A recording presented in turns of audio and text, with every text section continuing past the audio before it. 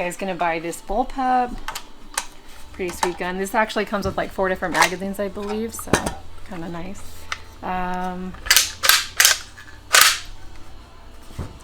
Landor Arms, if you guys heard of those.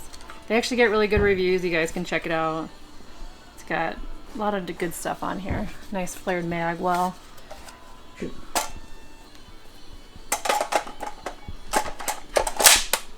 There you go. How could you turn that down? So this actually holds 10 rounds. Kind of looks a little bit illegal, but it's done.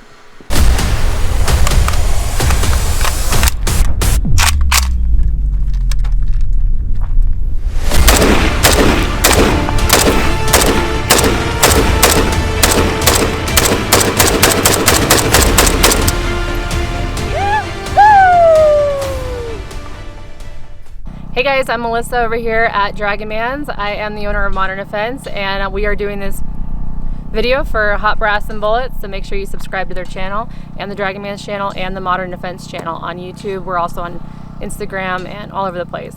Anyways, we finally have a very nice day in Colorado. As my dad would say, it's a beautiful day in Colorado Springs, and it is. It's like 67 degrees today, or somewhere around there. So we wanted to talk about AKs. I've started accumulating a lot more AKs than I really realized, so it just naturally made me feel like, hey, I should do an AK video because I'm obviously into AKs. So just to start you guys off, Mikhail Kalashnikov created the AK47 and obviously in 1947. So little history on him. He was born in 1919. I think he died in 2013. So he actually lived for like a really long time. The interesting fact about him is in Russia, so first of all, his parents had like 19 kids. He was like 17 of 19 kids. A lot of those, only 8 of them made it into adulthood. He almost died at the age of 6. And his dad, actually, he was called a Kulak. So during the Bolshevik Revolution, Stalin and during that time, they actually said that because he had more acreage, and they called it a kolak, during that time he had more acreage than a standard like poor peasant. And because of that, they actually sent him away like to prison in Serbia, actually.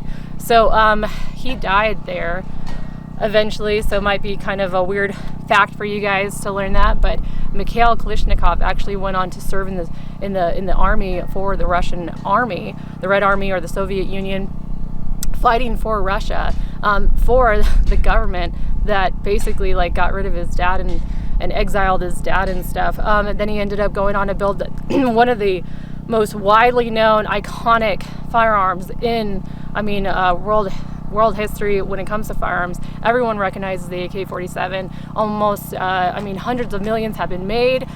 Almost 55 different variants of AK-47s made. So, he went on to make one of the most iconic, reliable, rugged, efficient firearms for the Russian army. And they had statues of him and all this stuff all around Russia. And it was just kind of weird because he made a firearm for the country that actually got rid of his dad. So I actually found that really interesting. He wanted to create something that would not jam, would not really get a whole lot of men in trouble in battle. So he created a very, very simple design, and that's why they're so popular. The design is very simple, but also very effective. So, he created that, and really cool. He actually wanted to be a poet, but he just had a natural talent for making firearms. His son became a firearms manufacturer as well. So now we have the AK-47. It's really stood the test of time. And there are so many variants out there, and now it's being widely used throughout the world. The U.S. has not adopted the AK-47 as their primary firearms. I think I read because they didn't want to be seen as anything associated with the firearm that has been used by communists and also terrorists alike. So it's very highly debatable whether more lives would have been saved if the AK-47 maybe didn't get created, maybe like the Tabuk and stuff like that. So anyways, AK-47, a lot to talk about. Here we have some of my AK-47s here that I have accumulated throughout like the last 2 years, and I keep buying more of them. So these are all going to be AKMs. AKM is going to be different from AK because they have the stamped receiver instead of the milled receiver. I actually don't have any milled receivers, which is basically a forged receiver and milled out. and those are going to be a lot more reliable. These are all going to be stamped. They stopped making really the AK-47s because they weren't able to be produced very quickly, which also a fun fact, a lot of the original Russian factories were all filled by women, and a lot of the women were just putting together AK-47s because they thought that women were a lot more detail oriented, so that's kind of cool. Anyways, a little bit about my AKs finally.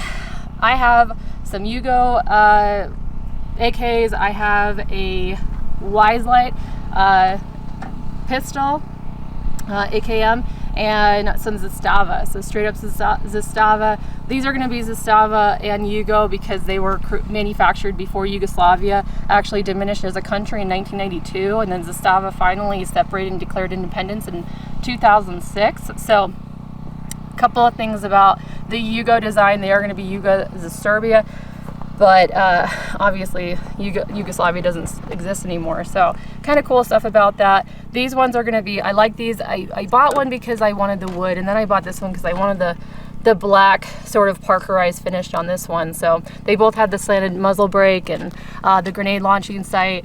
These were all 922R compliant. In order to be 922R compliant, you know, you have to have no more than 10 international parts, and then you have to at least have 6 US made parts. So naturally those do have these 6 US made parts, including the magazines that come over. Most of them are made by Tapco. So some of the stuff is obviously going to be Yugo authentic, and then some of the stuff is going to be American made. Most of the American made stuff is going to be the bolt, the piston, a lot of the times the receiver, and then obviously the trigger, the G2 Tapco trigger, and then the magazine, and more than not times the barrel as well. So a lot of the barrels are made by, if they're imported by Century Arms. I know that these ones are Century Arms. So here we have the Yugo M70 AB2. I could talk all day about the different variants, but the ones that I have, this one's going to be an M70 AB2. So it's about the 1.5 millimeter thick receiver, and so it's pretty durable. I see a lot more AKs now being made that don't even really have this thickness, so you know, if you can find that. A lot of the trunnions, this one does says Zastava on there, so that obviously I'm thinking that the bulge trunnion, it's probably an RPK trunnion, and the rear trunnion are going to be authentic to Zastava. The wood is authentic to Zastava. The gas block we have on here, the grenade launching sight, you cannot obviously have a grenade launcher on the AKs when they come over to the US, but the grenade launcher sight actually serves 2 purposes, which is one, the grenade launching system, and then also it cuts off the gas block. Apparently I might test that today because I've heard that so many times, but I've actually never used that when I shot this, and to me at this point it's kind of a myth, but I might debunk that today and try to figure out if that actually works. So we're going to test the theory of whether the grenade launcher sight turns off the gas block or not. So here we go. Ideally, if it does, it'll make the AK operate as if it was a bolt action, not allowing the gas to come up, and bring the piston back to rack the bolt back and bring up another round. So here we go. So first we're just going to try it without the grenade launcher sight up.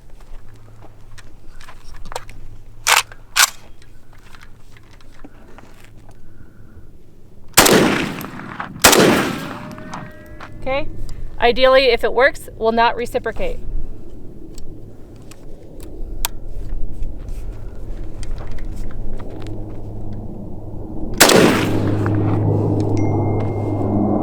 There you have it. Did not rack around. So there you go.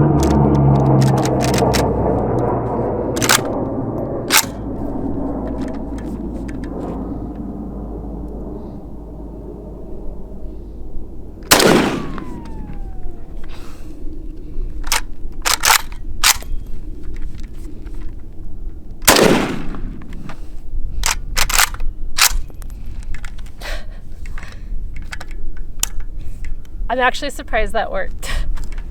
Did not expect that. They have the nice plunger on the back to keep the dust cover on. This is so that when you actually do use this as with the grenade launching sight, it causes a lot of recoil when the grenade launcher launches. So they wanted to create an extra sort of mechanism inside that keeps the dust cover on, because a lot of times they were falling off from the recoil from the grenade launcher. So this is going to be called an AKMS. The AKMS basically means that it has an underfolding stock. So kind of nice underfolder. And kind of cool stuff about the M70AB2 is it does have these really nice little apertures that come up, the front side aperture and then the rear side aperture. So this one will actually go up and down. So you can put a little bit of, I believe they had phosphorus night sights in there, so they would glow in the dark. Those are pretty much, well, long gone, but I'm pretty sure you can still put those in. And then obviously the sighted mechanism. The wood is going to be authentic. They do have the 3 places where the air can come out. Also, what's going to handle the recoil is the slanted muzzle brake. If you push this pin down, you can actually twist that, goes counterclockwise. This one pretty much twists very easily. So you just push that down and this just comes off. And you can just remove that if you wanted to, but it just helps to control the gases a little bit more and stabilize the gun a little bit more when you're shooting it. So some nice features on my Yugos. The only thing that I would say that I don't like about the Yugo M70AB2 is it doesn't have the bolt, the bolt lock hold open, so cannot lock the bolt back when you're wanting to check it and clear it. That's really the only downside that I have, negative comment to say about these. So, all right. So going down the line, I have an AK pistol here that I actually don't know a whole lot about. I just bought it recently because the serial numbers were 070707 and my favorite number is 7. This one is Romanian, imported by Century Arms though. It says on here it was the Champion 2007 pistol. I'm guessing that's some sort of a model, but I really liked it because it had a really nice finished wooden pistol grip on it, and you could do a whole lot with this wood right here. So I'm not going to go into this one too much, except for the fact that it does shoot 5.56, 223. So I really like that about that. Now I'm going to talk about my Zastavas. So I have an M92 and an M85. If you're ever wondering the difference between the M85, M92, M70, M77, M91, the M85 is going to be 223.556, M92 is going to be 7.62x39 pistols. They're both going to be pistols. The M77 is going to be 308, M70 is going to be 7.62x39, and M91 is 7.62x54R. So that kind of breaks it down for you. I have the ZPAP made by Zastava Arms. They just started coming out with these 2 right here. We do carry these in the store here at Dragon Man's. If you guys are looking for these, we actually do have these in stock. This one's going to be a little bit more customized. This one is not. But a couple of things about these. So the Zastava ZPAP, in my opinion, is sort of trumps the OPAP, the MPAP, and the Gen 1 model. So if you guys are ever wondering the difference, originally EAA, a little company called European American Arms, actually started importing these over way before Century Arms did. They didn't get a whole lot of notoriety. But then when Century Arms started importing them over, they actually became, maybe their marketing actually made them a little bit more popular. But basically the Gen 1 model, the main thing about it was that it was not made to accept double feed magazines, double stack magazines.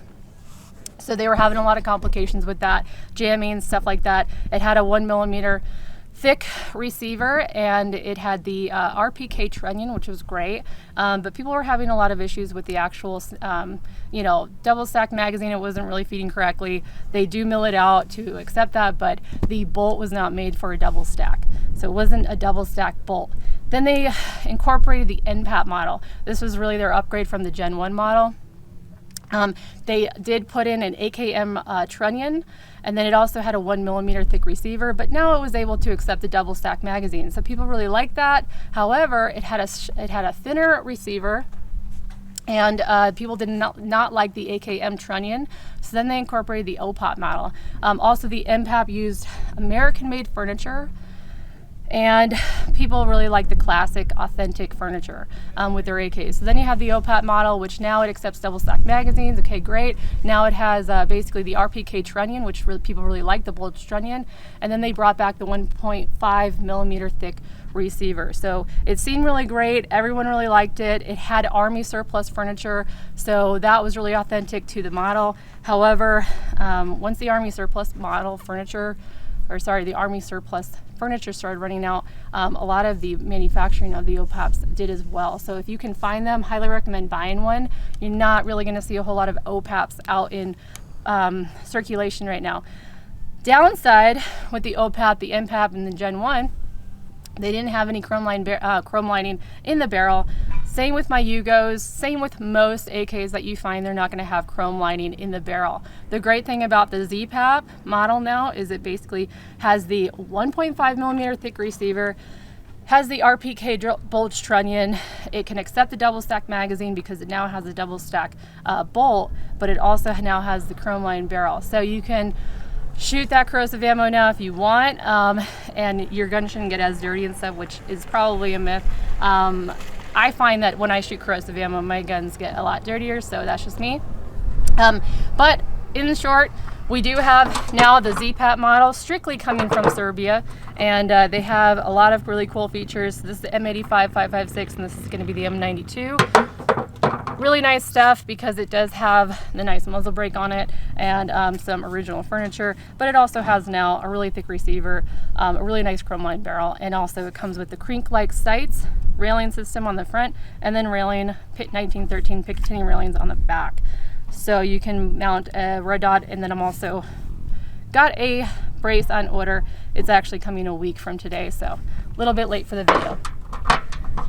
Now to the final AK that I'm going to talk about. It's not an AK, I understand that, but people kind of, they modeled it after the AK. So the IWI Galil ACE pistol chambered in, mine's chambered in 7.62x39. They do come in 5.56 and 2.23, but I'm going to talk to you about why this is actually probably better than maybe any AK-47 you might own. So, the Galil is pretty hard to come by. You can't really find them in stores a whole lot, but essentially they have so many features that makes it really nice to buy one and want to buy. All right, so a couple of features on the Galil. It's going to obviously be gas piston driven. It's an 8.3 inch barrel. It's got the tri-rail on it, which is really nice. 1913 Picatinny railing throughout. You can see it down here, and then it has a whole lot of other room for attachments. You have the tritium front sight post. You have the safety, the ambidextrous safety, a reciprocating charging handle on the left-hand side. That's really nice for people like me who are right-handed. Left-handers, not so much. They're not going to like that. The flared magwell is really nice, including the flared, actually this one's not as flared as some of them, but it has a really nice open trigger. Nice pistol grip. This is all going to be integrated into the lower receiver, so you obviously can't customize the grip, the trigger, and the magwell, so it's pretty integrated in there. Has a nice A2 bird cage, so I'm sure, you know, it could give off some flash. Last round bolt hold open, so if when you run dry, the bolt will stay open if the magazine is in place. Small large apertures in the back, and these are really nice sights as well. And what else? Nice moving dust cover, so you got the moving dust cover in there, which I actually really appreciate that. So you still have the dust cover, but it does move along with the reciprocating handguard. And it is basically a polymer, sort of lower and stuff, but if it were all steel, I'm pretty sure that it would be pretty heavy. It's already kind of heavy, so you know, if it was all steel, it would be really heavy. So really like this guy. It does have the you know, folding SB tactical brace, and a lot of great features on that. Well, I bet you guys want to see me shoot all of these. As my dad says, of course you do. So we're going to shoot some of these. Some of them I don't have a stock for, so, you know, let's just test them out and we'll shoot them for you. All right, shooting the Yugo M70 AB2 AKMS.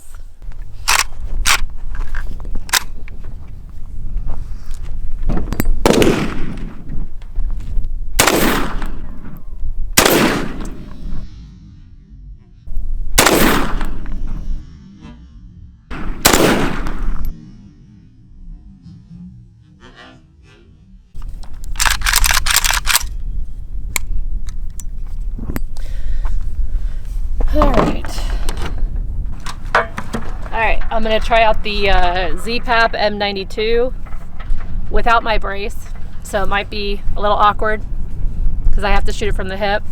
I don't recommend shooting it from the hip if your local range does not allow that. Don't just go to the range and just start shooting from the hip. Their RO probably won't like that, but yeah. So, pardon me for having a really awkward hip shooting.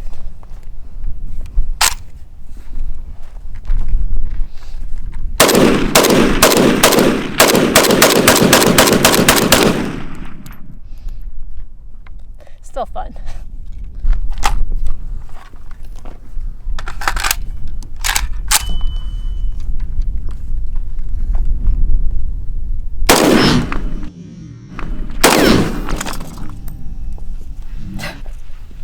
Oops, it works.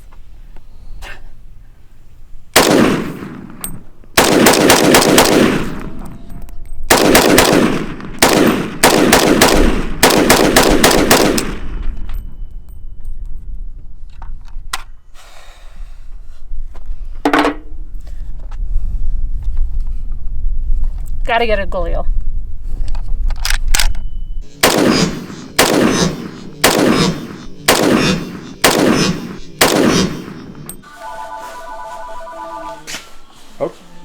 Okay, I'm here every day but Monday. Just don't come on a Monday. So okay? We got 141 out the door. Okay, we appreciate it. That's real nice of you. Thank you. Have a good day. It'll be 142. Yeah, police department. They confiscated a fighting knife, World War I, a trench knife with the brass knuckles, and they want to drive over here and donate it. So I'll give them a free t-shirt. That's a good trade. Right on. All set, man.